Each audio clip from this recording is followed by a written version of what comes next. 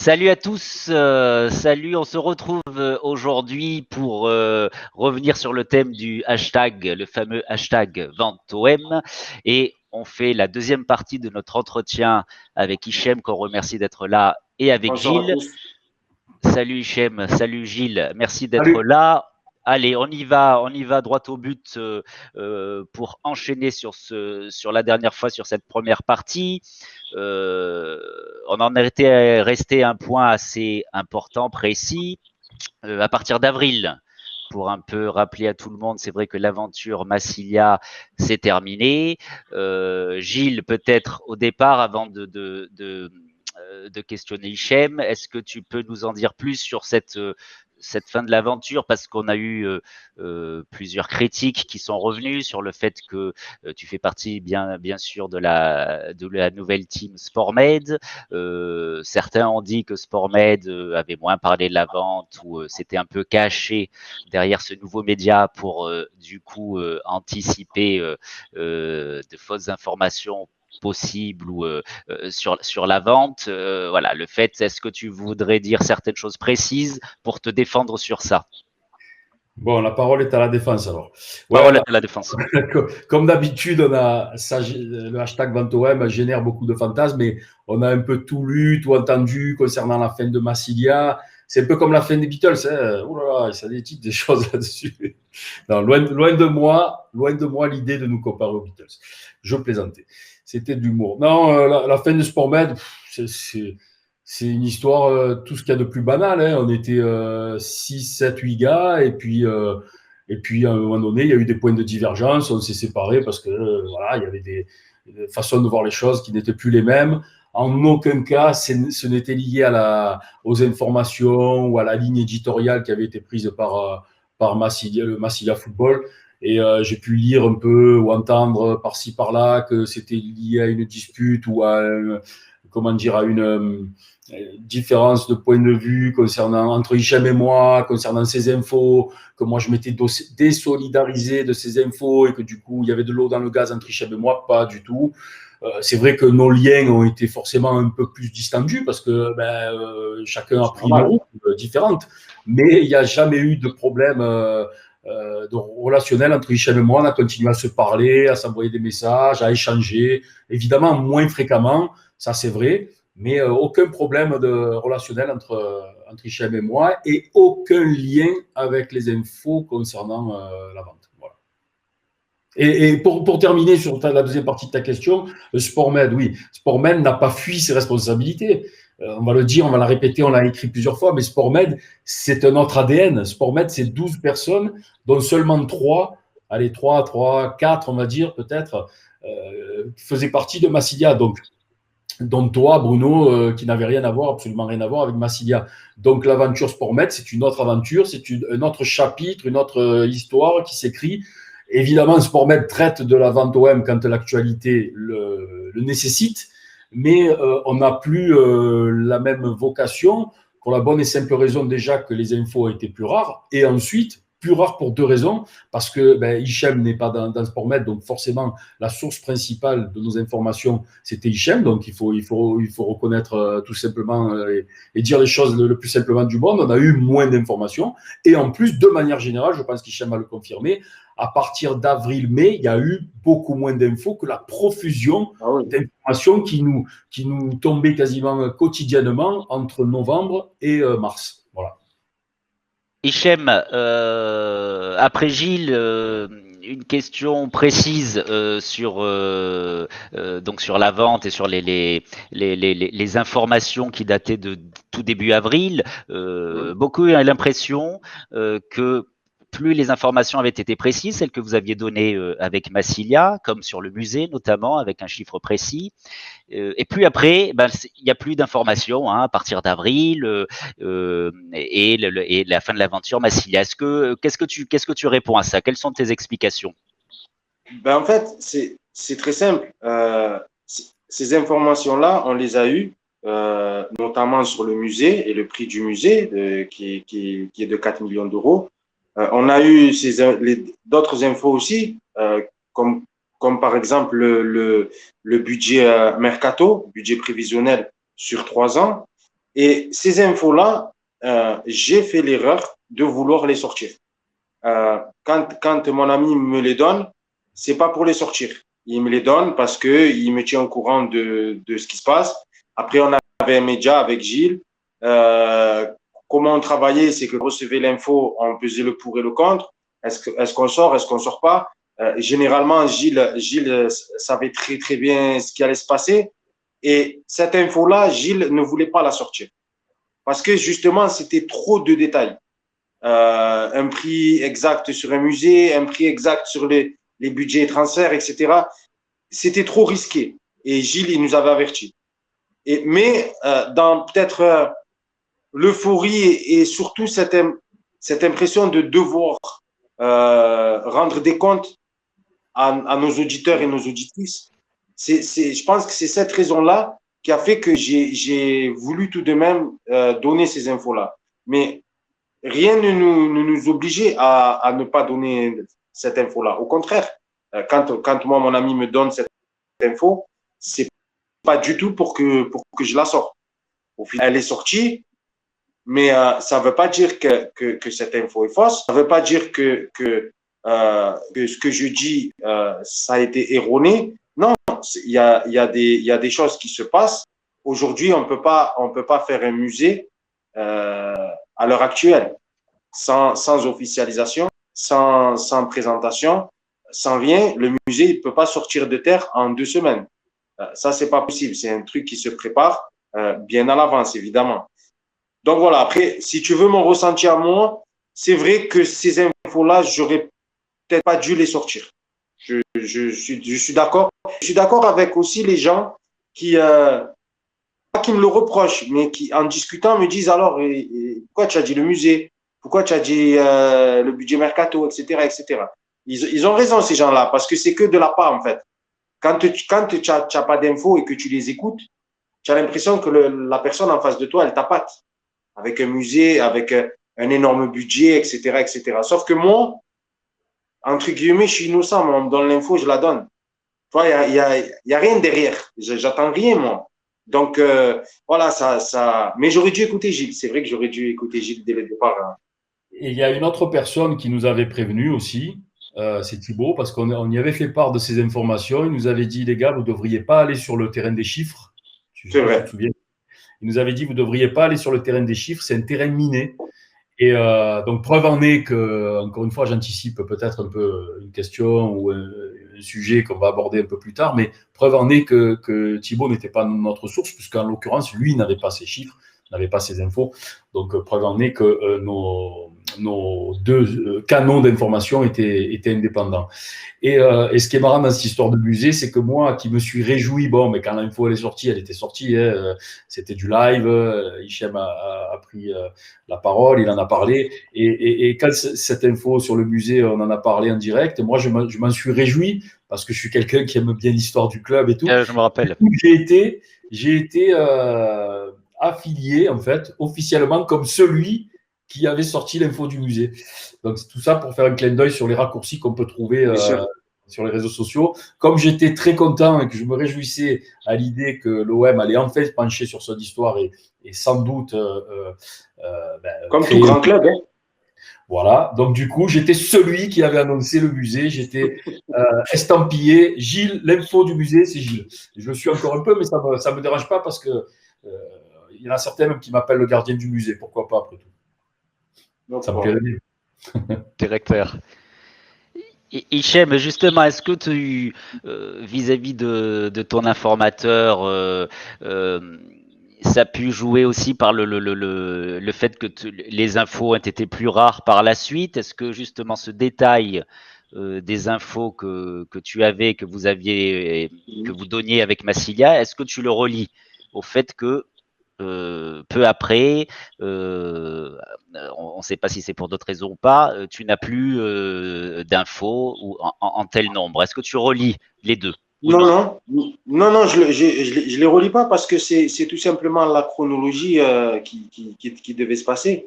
On ne peut pas avoir le même flux d'infos en novembre qu'à la fin du deal. C'est pas possible. Aujourd'hui, celui qui dit j'ai des infos sur la vente OM,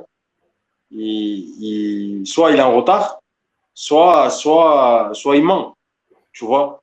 Parce qu'aujourd'hui, à part l'officialisation, quelle info elle peut sortir? Il n'y en a pas. Donc, c'est vrai que au mois de novembre, par exemple, on a eu énormément d'infos parce que c'était en pleine négociation. Il y avait des hauts, il y avait des bas, il y avait des rebondissements. Donc, les infos, il y en avait. Mais aujourd'hui, que le deal est, pour ma part, attention, c'est mon avis à moi, que le deal est acté, il y a plus d'infos à avoir. C'est tout à fait normal. Pour moi, c'est la chronologie qui suit son cours, quoi. Tout simplement. Question encore toujours un peu plus directe. Tu avais annoncé clairement une communication officielle de la vente entre, je sais pas, tu me rectifies, entre le 23 et le 27 mai à peu près, ou le 23 et le C'est 28 ça. mai. Tu me C'est ça, confirmes? 23, 28. Question directe, comment tu expliques que pour le moment rien n'a été Alors, écoute, annoncé? Elle est moi, directe, hein, voilà. oui, mais c'est très bien. C'est ce qu'il faut. Si on se caresse dans le sens du poil, ça sert à rien. C'est ce qu'il faut. Et je suis là pour répondre à ces questions-là que tout le monde se pose. Parce que c'est vrai que tout le monde se la pose. Donc, en fait, je vais vous expliquer. Moi, mon ami, je l'ai harcelé pour avoir la date de l'officialisation. Au bout d'un moment, il me dit, écoute, Hichem, je ne peux pas te donner la date exacte, mais si tu veux, je te donne une fourchette. Je dis, OK. Donc, il me dit, ça va se passer entre le 23 et le 27 mai. OK. Entre-temps, il me donne la date exacte. Mais moi, je ne pouvais pas donner la date exacte. Donc, comme d'habitude, j'ai appelé Gilles, je lui ai transmis cette info-là, c'est-à-dire la date exacte. Mais aux yeux des gens, j'ai pas voulu donner la date exacte. J'ai donné une fourchette. Je me suis dit, on ne sait jamais, il peut arriver n'importe quoi.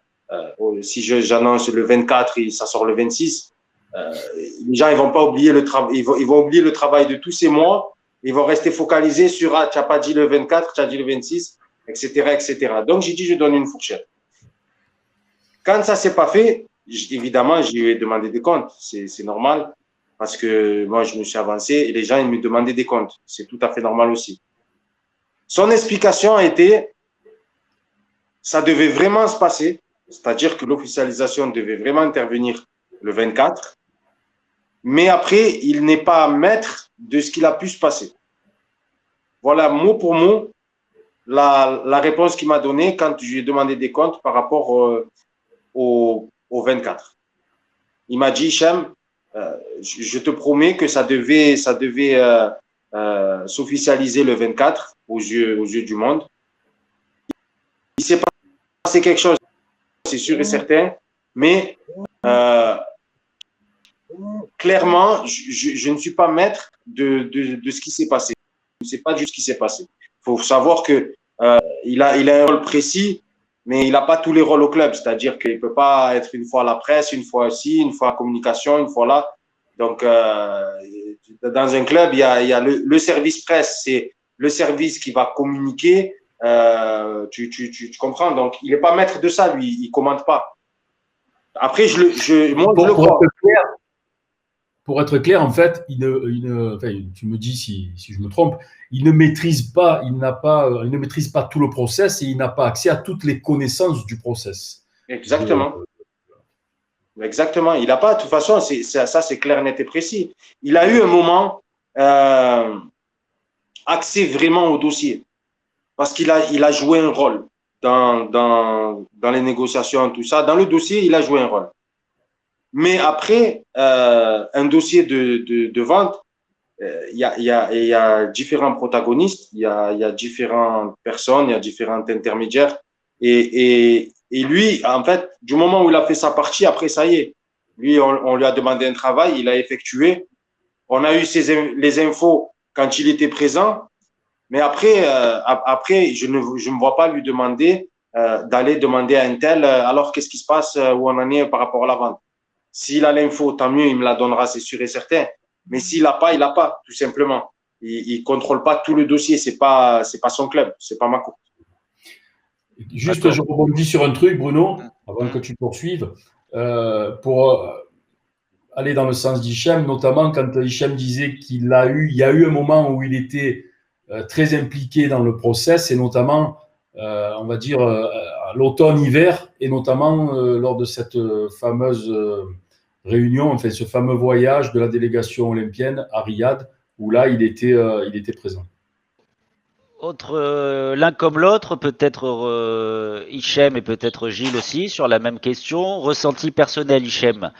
Oui. Là, donc, pas d'informations. Ton ressenti personnel sur, d'après toi, bon, ça fait plusieurs mois que tu suis de près le dossier.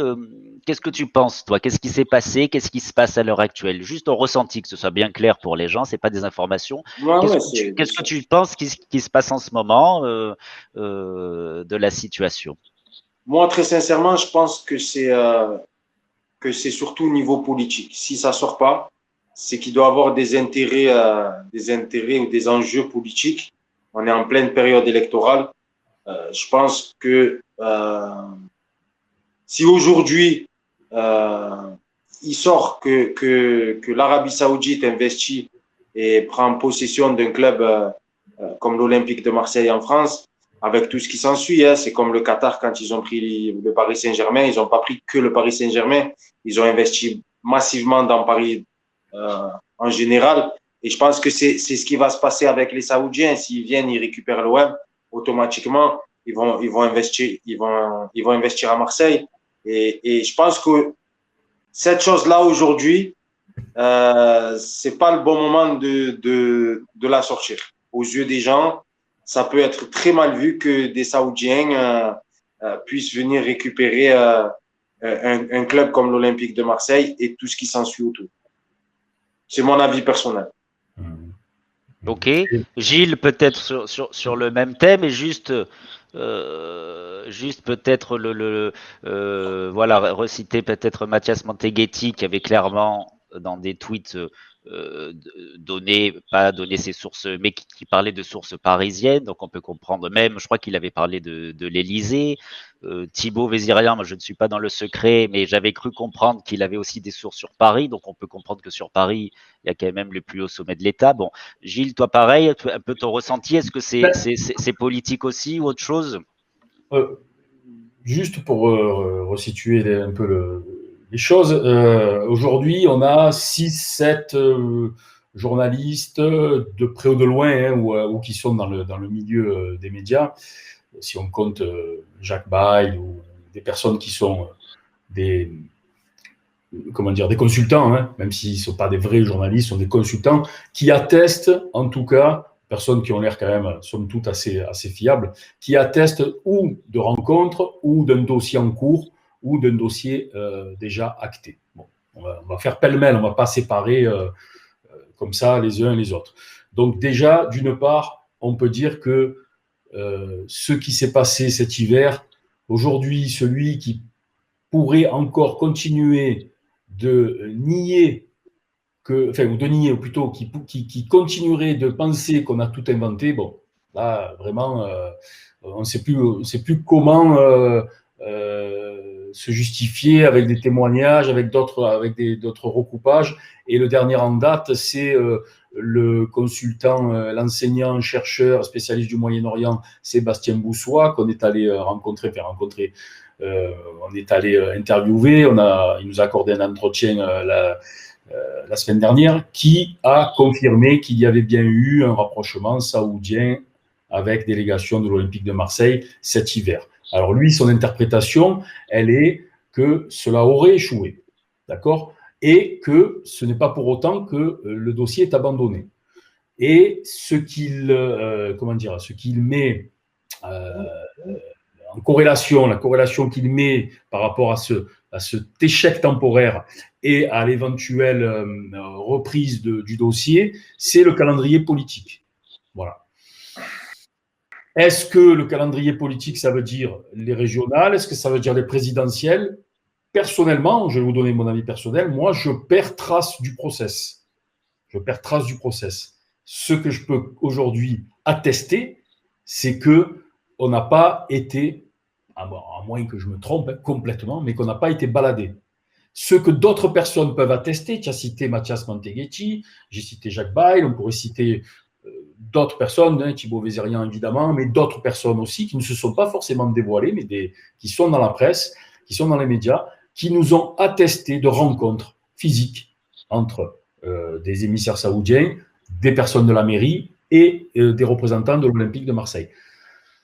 Qu'est-ce qui se passe entre le mois de mai et cette non-officialisation et aujourd'hui? Honnêtement, personnellement, je perds la trace du process, je le répète, et mon sentiment, c'est qu'il y a quelque chose qui dépasse, évidemment, les intérêts du monde sportif. Donc, je rejoins un peu M. Boussois et un peu ce que disait Hichem via son ami, ses amis, parce qu'on oublie souvent qu'il y en a deux au passage, qu'à ce moment-là, qu'aujourd'hui, il y a une telle opacité dans les raisons pour lesquelles ça n'a pas été officialisé qu'il y a peu de personnes qui pourraient réellement donner un avis précis et tranché sur la question. Et j'en fais partie aujourd'hui. Je suis incapable de dire pourquoi ça n'est pas sorti et quand ça sortira et est-ce que ça sortira. Aujourd'hui, personnellement, je perds la trace. On est dans le triangle des Bermudes. Voilà. Mais encore une fois, ça ne veut pas dire que tout ce qui s'est passé de novembre à avril, particulièrement, et même un peu au-delà, je continue de penser que ça s'est réellement passé. Voilà. Je ne sais pas si j'ai été bien clair, mais j'essaye d'être vraiment concis et de compartimenter les segments, parce que de manière à être le plus clair possible pour les gens pour qui c'est un peu complexe tout ça. Il faut bien l'admettre, quand on n'est pas dans les dossiers, c'est quand même assez complexe.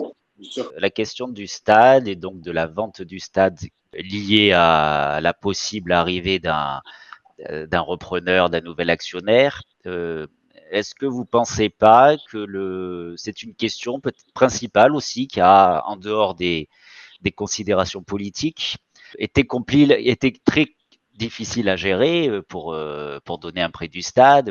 Est-ce que cette question n'est pas principale aussi dans le fait que peut-être ça a été compliqué ou peut-être ça ne se fera pas? Je dis ça en ayant écouté aussi vos émissions avec Massilia où on sentait quand même que la question du stade était centrale. Hichem, peut-être ton avis sur le thème. Ben, c'est sûr que le stade est très important pour les Saoudiens dans le processus d'acquisition du club parce que, et ça c'est factuel et tout le monde le sait, en 2016, ils ont déjà essayé de racheter l'OM et ça ne s'est pas fait parce qu'ils voulaient racheter le stade et que Godin avait refusé. Et ça, bon, je dis c'est factuel, je ne peux pas ramener un papier en disant voilà. Mais tout le monde sait à Marseille que ça s'est passé comme ça et ça s'est passé un peu plus loin, mais on n'est pas là pour ça. Mais tout le monde sait que les Saoudiens et en la personne d'Al-Walid bin Talal a essayé en 2016 de racheter l'OM. Il était prêt, il était à ça, il était vraiment, attends, je vois pas, voilà, il était à ça de pouvoir faire une offre et tout. Hein. Mais au final, quand il a dit je fais une offre globale avec le stade, Godin, il a dit non. Il a fait marche arrière, etc. Donc aujourd'hui, c'est sûr et certain que les Saoudiens ils veulent le stade. Où on en est avec le stade, moi, je vais me faire passer pour un supporter qui n'a pas d'infos. Et je vais me poser une question. Je vais me dire, aujourd'hui, le propriétaire du club, c'est Macourt. OK? Donc, Macourt, c'est un investisseur. C'est un homme d'affaires. C'est quelqu'un qui a de l'argent. D'accord? C'est pas parce qu'il met pas d'argent à l'OM qu'il n'a pas d'argent. Donc, en tant qu'investisseur, en tant que businessman, en tant que propriétaire du club, si le stade est officiellement en vente, parce que monsieur le maire, Benoît Payan, a officiellement annoncé la vente du stade. Sur ça, on est bien d'accord. Si l'outil de travail de mon club est en vente, pourquoi je ne le rachète pas? Pourquoi, en tant que propriétaire de l'Olympique de Marseille, je ne rachète pas le stade, qui est l'outil de travail de mon club. Surtout que M. Payan a dit, je ne le vendrai qu'à l'Olympique de Marseille. Donc, il n'y a rien qui puisse empêcher McCourt d'acheter le stade. Pourquoi il ne l'achète pas? C'est une question à se poser. Bonne question. Ben, Gilles, peut-être le prix, l'argent Là, honnêtement, y répondre, ça voudrait dire rentrer dans la tête de McCourt. Et honnêtement, je ne vais pas m'y aventurer, j'ai peur de m'y perdre. Non, mais je fais un croquis en général. Quand on dit le prix, c'est entre 400 et maximum 500 millions d'euros. Voilà, nous, on avait eu info avec Gilles que la Cour des comptes avait dit pas moins de 400 millions d'euros. D'accord? Aujourd'hui, McCourt, il met, si c'est lui, il met 100 millions d'euros il doit mettre au moins 100 millions d'euros pour le mercato. Parce que 11 joueurs, tu ne les achètes pas 50 millions d'euros. Donc, il va mettre 100 millions d'euros minimum pour le mercato. Il met 100 et quelques millions d'euros pour le digital, pour Internet, les réseaux sociaux, tout ça. Derrière, il met 78 millions d'euros pour une école aux États-Unis. Donc, ça fait déjà presque 300 millions d'euros. Si tu es propriétaire du club, et si ta priorité, ça doit être de racheter le stade. Ça ne doit pas être de mettre 100 millions d'euros pour Internet et 78 millions d'euros pour une école et à droite à gauche. Tu es propriétaire d'un club. L'outil de travail de ton club, il est en vente, saute dessus. Ce que n'importe quel propriétaire aurait fait. Moi, c'est parce que les gens, ils jouent souvent avec oui, mais il n'y a rien de factuel, il n'y a rien de factuel. C'est quand on se pose des questions comme ça que peut-être on commence un peu à ouvrir les yeux sur ce qui se passe vraiment. Ouais.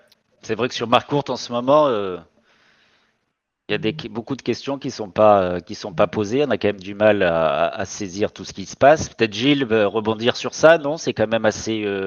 Alors, sur ce que vient de dire Hichem, en point de vue investissement et autres, ça rentre en considération, mais il y a beaucoup d'opacité là sur ce qui se passe, hein, peut-être. L'opacité, on en a fait une émission la semaine dernière avec Fabien Contino, la communication, la posture qui est passée, le McCourt entrepreneur, businessman de 2016, l'OM Champions Project, on se rappelle, et qui est devenu aujourd'hui une sorte de mécène, d'après les éléments de langage qui commencent à transpirer par-ci par-là. C'est plus le McCourt qui est là pour bâtir, entreprendre et finalement rendre le club autonome, mais c'est le McCourt qui vient pallier tel déficit à la DNCG, qui vient remettre au pot pour le mercato. Allez, si on met de côté la vente OM, de toute façon, la posture de McCourt et la communication de McCourt et le comportement même du personnage, c'est illisible. Voilà, c'est illisible. Pour moi, c'est illisible. Ça mériterait évidemment une vraie conférence de presse ou une vraie interview à cœur ouvert avec des questions et poser tout ça sur la table. À ce jour, moi, ça dépasse mon domaine de compétences. Ok. Hichem, à nouveau, question directe, plus perso. Tu t'es exposé, c'est le moins qu'on puisse dire, dans plusieurs lives, que ce soit avec le Massilia, que ce soit par la suite, en continuant à donner des informations. Les critiques, bien sûr, ont fusé, doivent fuser, je pense toujours, toi seul le sais à travers tes comptes.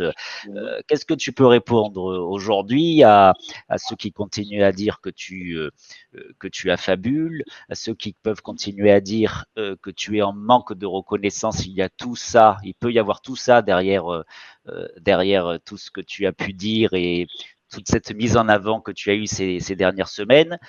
Là aussi, parole à la défense, qu'est-ce que tu réponds à tout ça? Alors déjà, il y a un truc qui est très important et tu as bien fait de me poser la question parce que cette question, cet argument, il revient très souvent. On dit très, très, très souvent pour m'attaquer que je suis en manque de reconnaissance. Moi, s'il n'y a pas la vente OM, personne ne me connaît. Ça veut dire que avant la vente OM, je faisais pas de live. Je donnais pas d'informations, évidemment, mais j'étais pas exposé. Donc, j'avais pas de la reconnaissance. Donc, de dire comme seul argument que je suis en manque de reconnaissance, ça voudrait dire que si j'étais quelqu'un, un personnage public dans le déclin, peut-être que cet argument, il est valable parce que moi, je suis dans le déclin, j'invente des histoires farfelues pour que justement ma cote de popularité remonte auprès de l'opinion publique, etc., etc. Ça, je l'accepte, il n'y a aucun souci. Mais aujourd'hui, moi, je suis rien du tout. Moi, je suis Hichem. Moi, voilà, on me pose des questions, je réponds. Je réponds à visage découvert. Moi, j'habite à Marseille. Vous allez, que ce soit même à l'OM, hein, vous allez à l'OM, vous demandez, ils me connaissent. À Marseille, on me connaît. J'ai rien à cacher, moi. J'attends rien. J'attends rien du tout, absolument rien du tout. J'ai mon travail. Mon travail me permet de payer mon loyer, me permet de remplir mon frigo. Je manque de rien, Dieu merci. J'ai une épouse formidable. J'ai un enfant extraordinaire. Moi, j'attends rien de personne. Et surtout, si j'attendais quelque chose, si j'aurais fait tout ça en ayant quelque chose derrière, je ne ferais pas des lives Bigo, je ne ferais pas des lives sur YouTube, etc., etc. J'aurais fait quelque chose d'autre, de plus gros, ne serait-ce qu'une chaîne YouTube, ne serait-ce qu'une chaîne YouTube pour faire des vues. Exactement.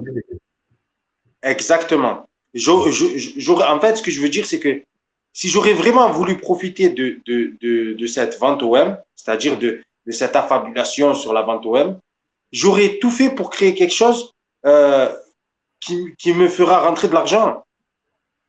Vous comprenez ce que je dis? Quelque chose de commercial. Mais moi, je vais rebondir. Tiens, je me mets un peu du côté de l'intervieweur. Je rebondis, mais quand tu dis j'ai pas besoin de reconnaissance parce que j'en avais pas avant, mais le fait d'avoir un peu goûté à la lumière, est-ce que, si je me fais l'avocat du diable, tu goûtes à la lumière et tiens, ça te plaît et il y a un goût d'y revenez-y comme ça et du coup, tu te prends en jeu ceux qui vont dire ça t'a plu. C'est possible. Et tu ne peux plus t'en passer. Voilà. C'est entièrement possible. Sauf que si c'est ça, on va prendre un exemple bête. On va prendre un exemple bête. Dans tout ce qu'on a dit, etc., sur les infos, tout ça. Mon ami me dit, le 11 mai, il y a un passage DNCG pour présenter les futurs acquéreurs, tout ça. Bon, ça, c'est le processus normal. Quand tu acquiers un club, tu es obligé de passer à la DNCG pour présenter l'origine des fonds. Donc, mon ami me dit ça. Moi, cette info-là, je l'ai dit. Sauf que derrière, Thibaut Vizirian, qui est à Paris, la confirme. Ça voudrait dire que si vraiment j'invente, ça voudrait dire que Thibaut Vizirian, il invente aussi. Mais si Thibaut Vizirian, il invente, ça veut dire que tout ce qu'il a inventé jusqu'à maintenant, moi, à Marseille, je l'ai inventé aussi. Et ça veut dire qu'un jour, un mec, il s'est levé un matin, il a dit, je vais aller devant la commanderie. Il est parti à la commanderie avec sa caméra et son micro de Canal+. Et il a tout inventé aussi. À un moment donné, il faut se poser les bonnes questions. Si moi j'invente, ok, mais j'aurais pu dire n'importe quoi. J'aurais pu dire des choses de fou. Si vraiment je veux attirer le public, si vraiment je veux mettre l'opinion publique à ma cause. Quand il y a un souci que ma courte, il est en train de faire un carnage par rapport au stade et que les Saoudiens, ils sont en train de péter un câble. Si je veux attirer l'opinion publique autour de moi, je ferme ma gueule. Je ne le dis pas. Je ne le dis pas. La première chose qu'on a fait avec Gilles et les collègues de Massilia, c'est de dire, les gars, il faut qu'on soit honnête avec le public. Il faut qu'on fasse un live et qu'on leur dise la vérité. Et il est là témoin. Ça a toujours été comme ça. On ne triche pas. Pourquoi tricher?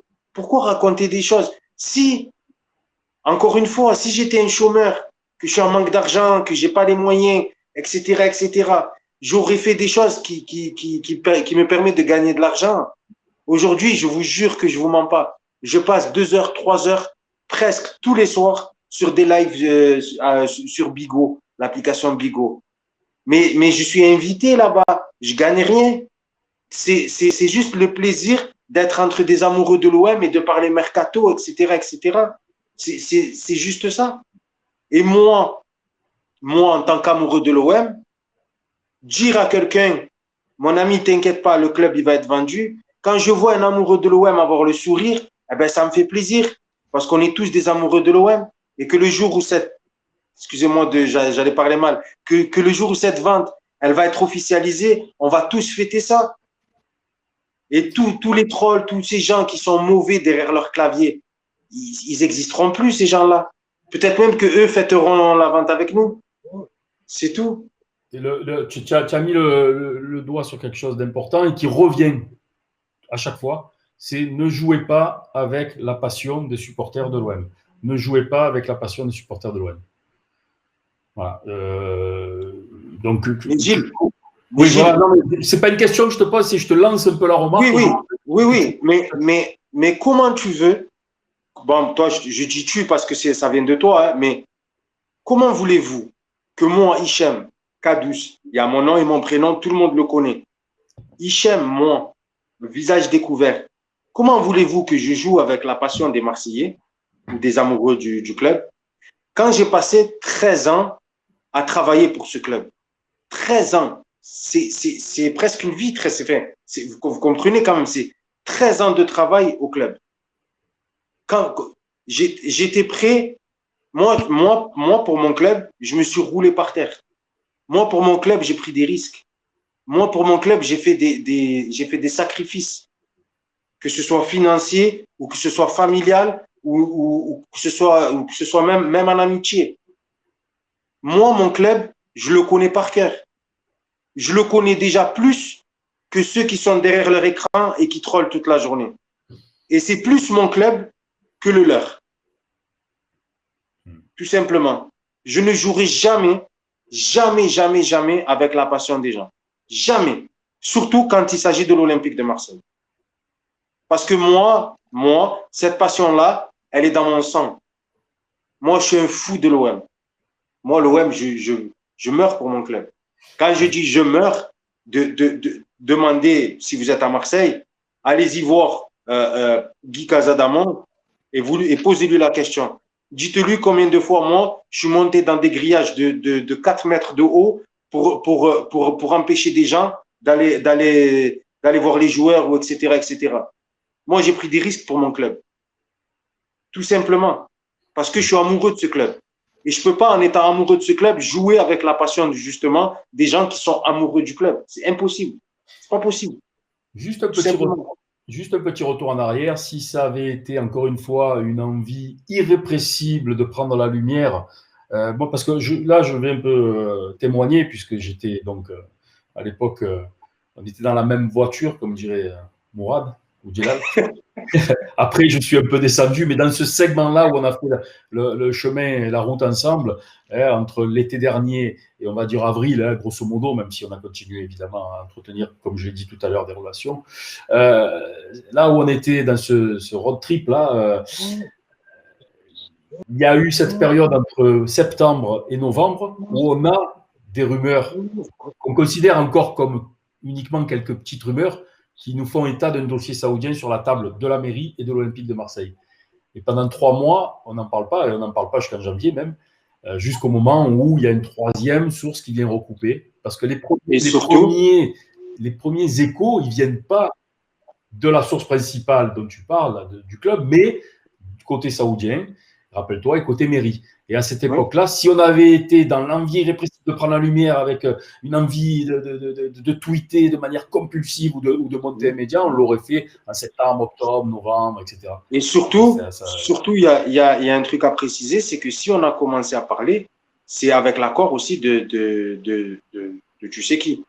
Parce que sans son accord, on n'a jamais pu donner, et aujourd'hui même encore, on a des infos qu'on n'a jamais sorties, parce qu'il ne faut jamais les sortir, tout simplement.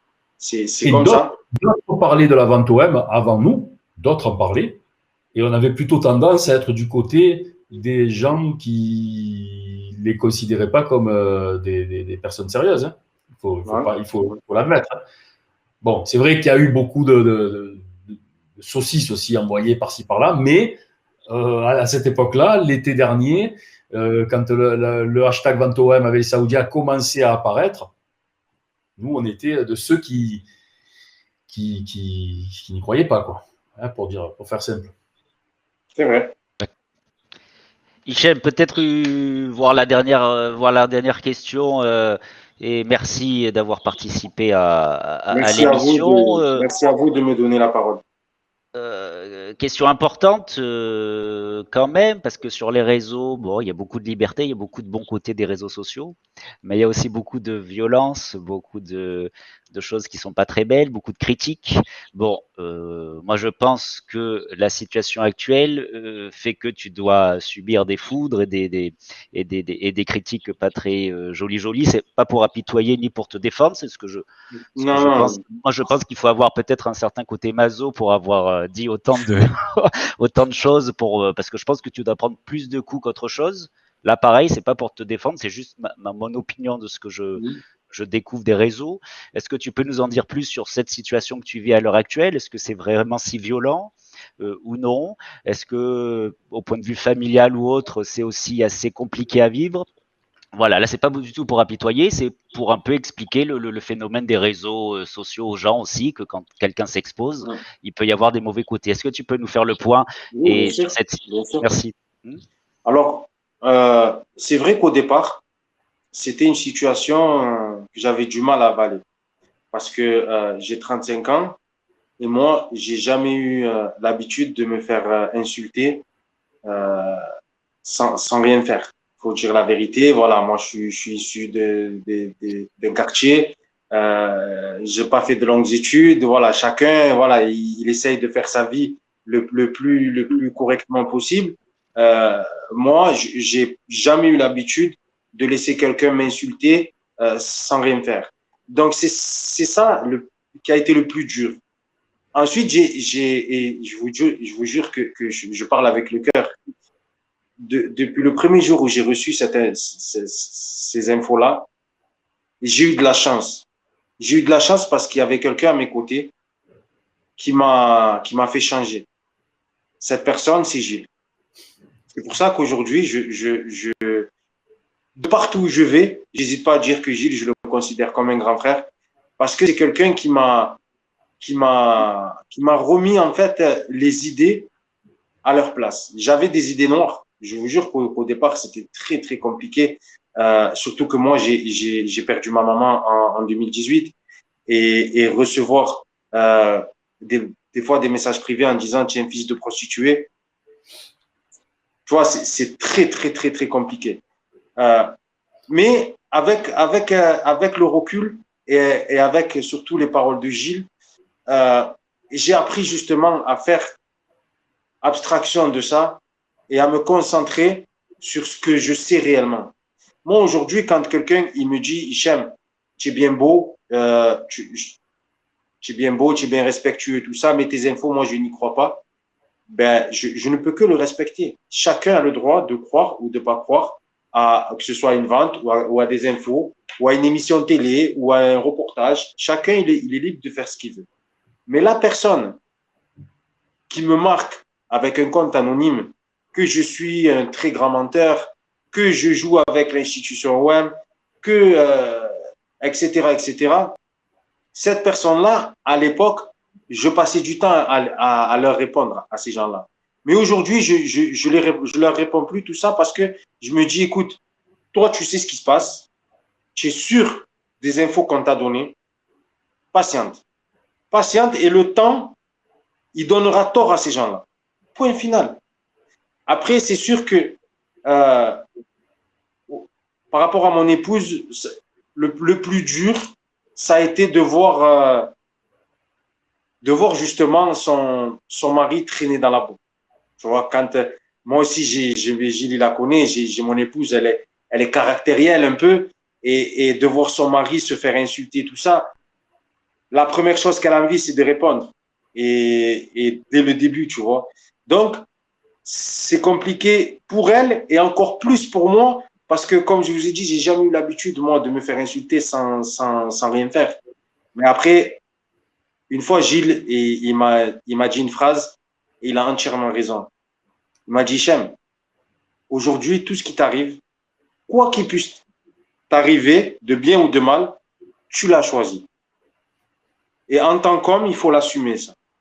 C'est-à-dire que aujourd'hui, je ne peux pas reprocher aux gens d'être méchants, tout ça, parce que c'est mon choix. C'est moi qui a décidé de montrer ma tête. C'est moi qui a décidé de donner mon vrai nom, mon vrai prénom. C'est moi qui a décidé de donner des infos. Donc tout ça, quelque part, je l'ai cherché. Il faut juste avoir les épaules solides pour faire abstraction de tout ça et patienter comme un homme. Et le temps, je suis sûr et certain qu'il nous donnera raison tous ensemble. Voilà. Ouais, ça s'appelle assumer ses responsabilités. Exactement.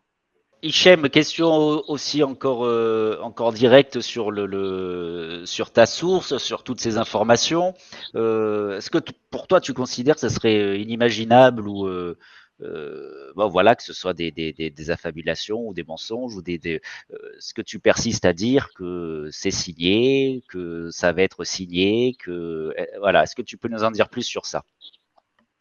Moi, tout ce que je peux vous dire aujourd'hui, c'est que je n'ai jamais douté de mon ami, que tout ce qu'il m'a dit, je sais que ça s'est passé parce que justement, ça a été repris par d'autres personnes qui ne sont pas du tout de Marseille. Donc, moi, j'ai entièrement confiance en lui. Aujourd'hui, si vous me demandez, est-ce que tu penses que l'OM est vendu, je vous dis oui. Si vous me dites, est-ce que tu penses que ta source ne t'a pas baladé, je vous dis non. Ma source ne m'a pas baladé. Parce qu'avant d'être ma source, c'est mon ami. Faut le rappeler, c'est très important. Et je suis entièrement confiant. Et je vais finir par ça. Il y a quelque temps, il n'y a pas très longtemps d'ailleurs, je discutais avec lui et je lui dis, bon, tu es toujours confiant, toi. Il y a rien qui s'est passé qui puisse entraver la vente, tout ça. Et il m'a dit une phrase, il m'a dit, Hichem, mets les deux pieds dans l'eau et observe le spectacle. Et ça, je pense que c'est une phrase qui a tout son sens. Et c'est vraiment ce que je vais faire, en fait. Et il a raison dans ce qu'il dit, parce que regardez aujourd'hui, ça va dans tous les sens. Que ce soit des journalistes mainstream, que ce soit entre guillemets, des insiders. Moi, j'aime beaucoup le mot de mon ami Gilles, des informés. Moi, personnellement, je ne suis pas un insider, je suis un informé. C'est plus beau. Et j'admire le spectacle, tout simplement, parce que je sais ce qui se passe et je sais. Donc, je vais mettre les pieds dans l'eau et je vais admirer le spectacle, tout simplement. Je voudrais rajouter un truc pour ceux qui remettent tout le temps sur le tapis le fait que cette personne ne nous a finalement jamais donné d'informations qui se sont avérées. Nous, on sait qu'il nous a annoncé quelques jours avant l'éviction de M. Kopp, à l'époque responsable de la communication, la fin de l'aventure Villas-Boas, et environ 3 semaines, 1 mois avant la mise à l'écart de M. Hérault. On va appeler ça mise à l'écart parce qu'éviction, on ne sait pas. C'est pas sûr. C'est pas tout à fait sûr et c'est un mot peut-être qui ne correspond pas vraiment à la situation. Et en tout cas, la mise à l'écart de monsieur Hérault, quasiment 1 mois, je pense, si jamais on n'en a jamais parlé en live. Ça fait partie justement des infos dont on nous avait demandé de ne pas en parler, on n'en a jamais parlé. Je pense qu'1 mois avant, il nous dit, ça y est, l'aventure Hérault est terminée. C'est une question de jours ou de semaines. Il va être bientôt mis de côté par rapport à tout ce qui concerne l'opérationnel dans le sportif. Voilà. Et ça, j'en atteste. On n'en a jamais parlé. Alors, c'est vrai qu'on pourra toujours nous dire, ah, mais ça, vous le sortez maintenant, mais je peux, oui. Par contre, mais nous, on le sait. Oui, mais AVB, par contre, on l'avait dit dans un live. Quelques jours avant, on avait dit l'OM ne terminera pas la saison avec Villas-Boas. Je crois peut-être 1 semaine. Il faudrait retrouver les archives. Et Hérault, évidemment, on n'en a pas parlé, mais on nous en a tenu informés 1 mois avant. Et sans doute que l'envahissement de la commanderie a été un accélérateur du processus, mais il était déjà quasiment acté que M. Hérault serait mis à l'écart pour tout ce qui est l'opérationnel à la présidence de l'Olympique de Marseille et donc dévoué ensuite à d'autres missions plus institutionnelles. Voilà, ça, on en avait été informé. Donc, nous, on sait que ne serait-ce qu'à partir de ces 3 points-là, et on ne parle pas évidemment de certaines informations mercato également qui nous ont confirmé de la fiabilité si besoin était, en tout cas pour moi, puisque moi, ce n'est pas mon ami après tout. Hein. Moi, j'avais besoin d'être un peu rassuré, évidemment, parce que Hichem, ce n'est pas mon ami, et encore bien moins sa source, son ami. Donc, moi, personnellement, ça me rassurait de voir que certaines choses qui nous étaient prédites se confirmaient par la suite. Et évidemment, la confiance, ensuite, s'est gagnée petit à petit sur la base de ces événements-là. Voilà. Je voudrais terminer sur une chose, c'est que cet entretien qu'on a monté, comment ça nous est venu l'idée de cet entretien? Alors, encore une fois, je sais que je m'attache beaucoup à ce que disent les gens et les commentaires, mais c'est une manière de répondre aussi, donc de les considérer et de pas de manquer de respect à personne. Parce que personnellement, j'aime pas le manque de respect.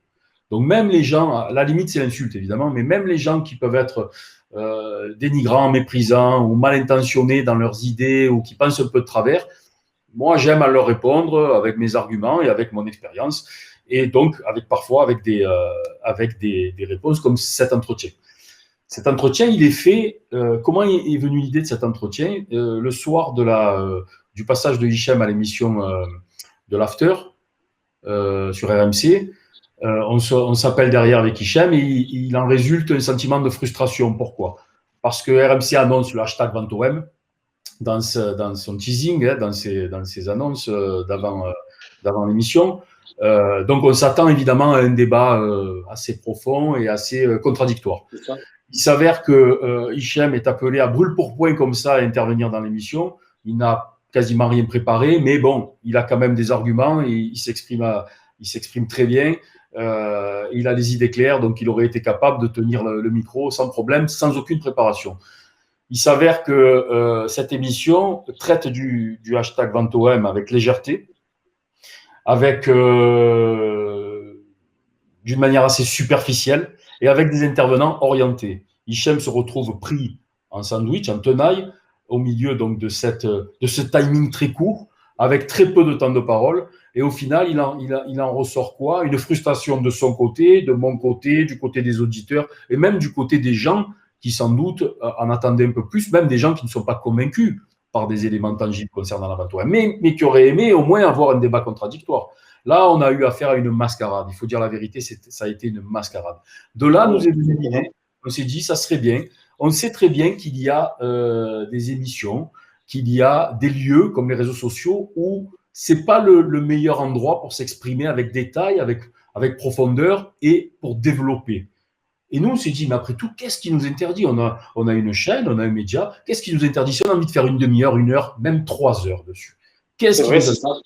Voilà. Personne. Et grâce à on soit rendu à Internet et à la liberté que ça nous accorde. Donc, on s'est dit, le travail que ne font pas les médias mainstream, on va le faire. Enfin, le travail. En tout cas, la volonté de s'exprimer calmement, librement, sans haine, sans rancœur, et en évoquant tous les sujets, même ceux qui fâchent. Eh bien, pourquoi on va attendre que quelqu'un nous offre cette opportunité? On va le faire. Et on s'est dit, on va le faire. Et il faut se dire une chose, c'est qu'en vérité, c'est un pied de nez, cet entretien, à tout ce qui pense que les choses sont simples. Et elles ne le sont jamais dans la vie, de manière générale, et encore bien moins dans des dossiers comme celui de la vente de l'Olympique de Marseille. Et rien n'est binaire, rien n'est blanc ou noir. C'est assez complexe. Et si on ne traite pas les choses avec complexité, si on se résume et si on se contente de un tweet, de 2 tweets, d'insultes, de menaces, on n'avancera jamais. On ne pourra jamais expliquer et avoir le loisir et le plaisir de s'expliquer pleinement sur tout ce qu'on a vécu, entre guillemets, dans cette période-là. Après, libre à chacun de se faire son opinion. Encore une fois, on n'est pas là pour... Enfin, personnellement, moi, je ne suis pas là pour convaincre. J'adore que les choses soient exprimées clairement. Libre à chacun de se faire son idée, d'ensuite de penser que bon, on a monté tout ce scénario pour, je ne sais pas pourquoi, après, chacun son délire. Mais en tout cas, c'est la liberté et le loisir de pouvoir le faire dans un cadre que nous décidons. Nous, exposer cette voilà, chose qu'on attendait, on a attendu un peu de manière un peu naïve de la part de RMC. En tout cas, on est très content, on s'est dit putain, enfin un média mainstream qui ose en parler, mais la manière dont ça a été fait, orienté, Ils se sont foutus de notre gueule, tout simplement. synthétique. Voilà, synthétique, c'était plus pour à la limite ridiculiser les intervenants, entre guillemets, les croyants de la vente qu'autre chose. Donc, au final, ça a été un non-débat. Ça a été un non-débat. Et ça, c'est pas. Enfin, moi, j'aime bien RMC, j'ai rien contre RMC, même contre les personnes qui animent l'after, mais ça les a pas honorés de faire ce qu'ils ont fait. Et aujourd'hui, je voudrais terminer, vraiment terminer là-dessus. C'est que, par exemple, l'autre fois, il y a eu une polémique qui s'est engagée sur Twitter avec Alexandre Jacquin. Oui, il y a eu des raccourcis qui ont été faits, peut-être de sa part aussi. Ça a été un peu maladroit et derrière des gens. Ce que je veux dire par là, c'est que nous, à SportMed, on aime recevoir Hichem, on aime l'écouter et on considère que ce qu'il a à dire, c'est intéressant parce que c'est dans le respect. On aime recevoir Sébastien Boussois, chercheur, enseignant, spécialiste du Moyen-Orient, parce qu'on considère que sur la géopolitique, c'est pas Alexandre Jacquin, Hichem ou Gilbert Tuzy qui vont pouvoir être légitimes pour en parler. Alors on aime aller voir ceux qui sont légitimes et on aime l'écouter, on considère ce qu'il dit. Sur l'enquête qui a été menée concernant la vente, on aime recevoir Alexandre Jacquin, même s'il n'a pas d'infos, mais on écoute parce que c'est fait dans le respect, dans l'argumentation, dans le dialogue. Donc, on reçoit tout le monde. Et ceux qui nous disent, ouais, vous recevez un mec qui fait le ménage, déjà, il n'a jamais fait le ménage, mais même s'il avait fait le ménage au Vélodrome, et même s'il avait fait le ménage au Vélodrome, pourquoi on ne le recevrait pas?